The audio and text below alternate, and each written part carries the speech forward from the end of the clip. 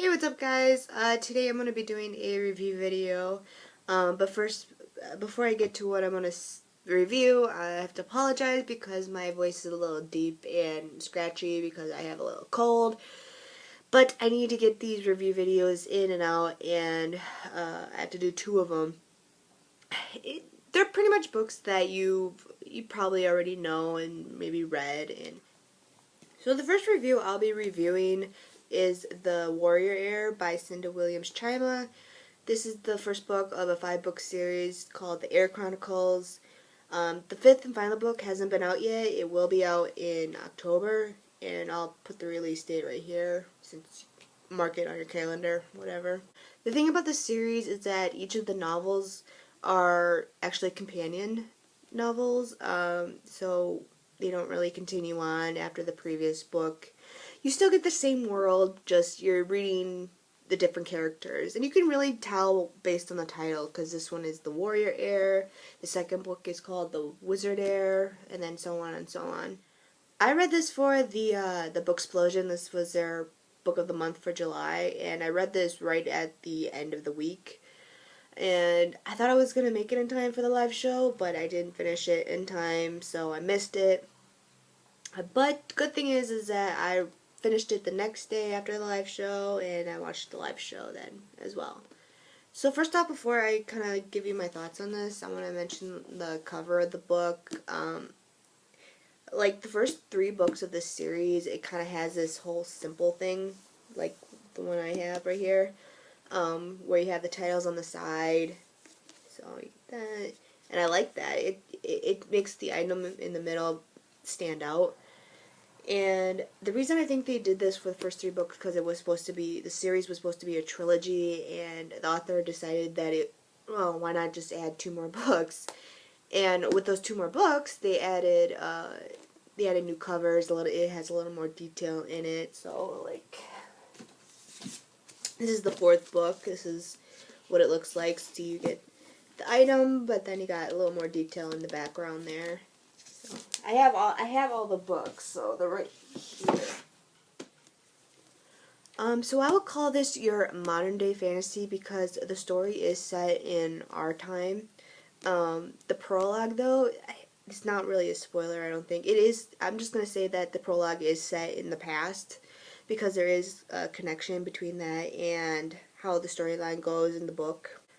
So in this series, this world consists of 5 magical guilds. I call them magical because they have kind of magic in them. And they're called Weirland. And I'll put it right here so you don't get confused of how you spell it. And the Weirland consists of wizards, warriors, enchanters, sorcerers, and soothsayers. I'm guessing that was right. So the wizards are pretty much the most dominant. They rule the Weirland. They have been for centuries, and while the others are pretty much their slaves, I guess. Now the Weirland, they're pretty much split into 2 different groups. There is the White Rose and the Red Rose. And in order to kind of gain power to one of them, they have to call upon a tournament, which is called the game. And what they do, the wizards, the top wizards, they have to seek out and find and kidnap the Warrior Heir and sponsor them in the tournament. So the warriors have to fight, whether they are trained or not, they have to fight to the death. So whoever wins that tournament, the house gains power then until a next tournament is called. The problem, though, the wizards keep finding warriors less and less because there's just not much warriors left in this world. The warriors, when they fight the tournament, are pretty young, so they pretty much die young as well. And this kind of leads to our main character. Our main character name is Jack, and he's pretty much the last of the warriors. Jack is pretty special, though, because he was supposed to be born a Wizard Heir. And the reason for that is because as a baby, he wasn't born with a Weirland stone behind his heart. A Weirland stone it identifies you that you're a Weirland and what type you are. and his aunt, who is an Enchanter Heir, calls upon a wizard doctor to put in a wizard stone for him. But the thing though, the wizard doctor had other plans, because she puts in a warrior stone just to kind of experiment, I guess. The wizard doctor doesn't really want any but other type of wizards to kind of find him in case his gifts start showing, his warrior gifts start showing. So she puts him on a type of medicine that prevents him from using his gifts. Now one day, well, he's in high school now, so this is kind of where the story begins. One day he forgets to take his medicine, so his gift starts manifesting. He feels stronger, he feels more alive, but now that his gifts have, evolved, everybody around him who has been protecting him all his life is protecting him now, because the wizards, they can really sense the warrior power, so they try to find him. That's kind of how the wizards kidnap you, pretty much. Now my thoughts on this book, I liked it. It was enjoyable, but I really didn't love it. It wasn't my favorite.